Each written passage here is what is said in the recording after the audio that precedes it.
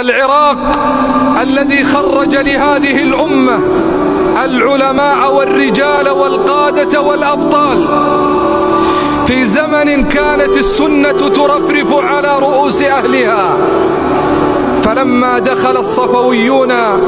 وعاثوا في الأرض فسادا أصبح أهل الإسلام الخالص وأتباع النبي صلى الله عليه وسلم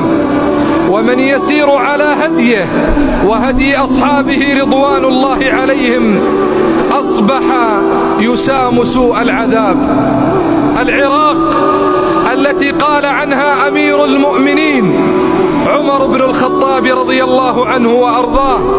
وهو يتحدث عن أهل الكوفة، قال هم جمجمة العرب، هم جمجمة العرب وكنز الإيمان ورمح الله في الأرض ومادة الأمصار، فاطمئنوا فإن رمح الله لا ينكسر.